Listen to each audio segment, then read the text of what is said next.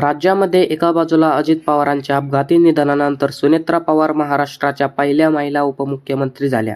दुसऱ्या बाजूला राष्ट्रवादीचे दोन्ही गट विलीन होण्याची चर्चा शिगेला पोहोचली. या सगळ्यात आता वेगळी बातमी समोर येते, ती म्हणजे राज्यसभेत 7 जागांसाठी राजकीय वातावरण आता तापलंय.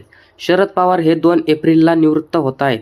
त्या विधानसभेत महायुतीची पारड जड महाविकास आघाडी एकत्रित येऊन राज्यसभेची 1 जागा निवडून आणू शकते. त्यामुळे या जागेसाठी शरद पवार यांच्या नावावर पुन्हा शिक्कामोर्तब होण्याची शक्यता वर्तवली जाते. त्यामुळे खरंच आता राज्यसभेच्या निवडणुकीत शरद पवार पुन्हा मैदानात उतरणार का आणि महाविकास आघाडीचे 1 जागा त्यांना मिळेल का? आणि अत्यंत महत्त्वाचं म्हणजे यात ठाकरे सेना आणि काँग्रेस ती जागा त्यांना मिळवून देण्यासाठी मदत करतील का? असे अनेक प्रश्न आता उपस्थित केले जात आहेत. याबद्दलच आपण सविस्तर जाणून घेणार आहोत. दरम्यान तुम्ही जर चॅनलवर नवीन आला असाल तर आपल्या चॅनलला सबस्क्राईब नक्की करा. तर जसं की आपल्याला माहिती आहे, एप्रिल 2026 मध्ये महाराष्ट्रातून राज्यसभेच्या 7 जागा रिक्त होणार आहे.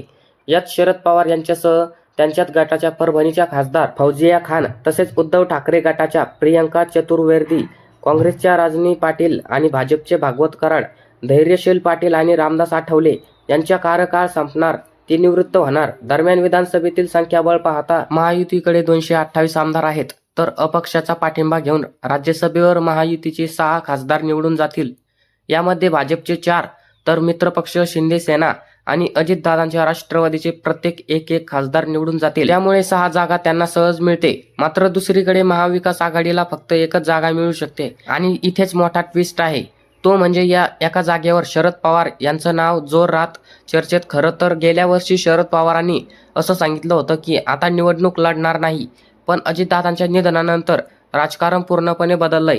अजितदादांच्या अकाली निधनानंतर पक्षाची आणि त्यांच्या उपमुख्यमंत्री पदाची धुरा सुनेत्रा पवार यांच्यावर आली. त्यांनी राज्यसभेची खासदारकीचा राजीनामा दिलाय आणि ही जागा रिक्त झाली आहे. आणि या जागेवर पार्थ पवार यांच्या नावाची जोरदार चर्चा आहे. तर राज्यात दोन्ही राष्ट्रवादीच्या विलिनीकरणांना चर्चाही सुरू आहे. जर दोन्ही पक्ष एकत्र आले तर महाविकास आघाडी फुटण्याची शक्यता आहे. आणि अशा वेळी राज्यसभेवर पार्थ पवार की शरद पवार यांच्यापैकी कोणाला पाठवण्यात येईल हा जर तरचा विषय. तर दुसऱ्या शक्यतेनुसार राष्ट्रवादीच्या विलिनीकरणाचा मुद्दा बरगळला. त्यामुळे शरद पवार हे महाविकास आघाडीचे राज्यसभेत नेतृत्व करतील असं म्हटलं जात आहे.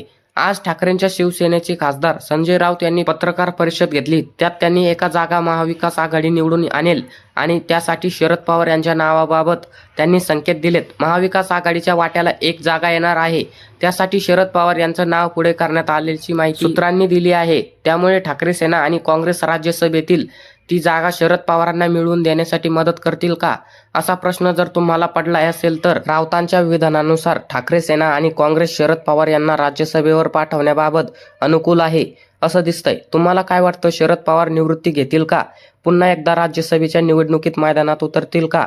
हे आम्हाला कमेंट करून नक्की सांगा. आणि असेच माहितीपूर्ण व्हिडिओ बघण्यासाठी आपल्या महाराष्ट्राची बातमी या यूट्यूब चॅनलला सबस्क्राईब करा. धन्यवाद.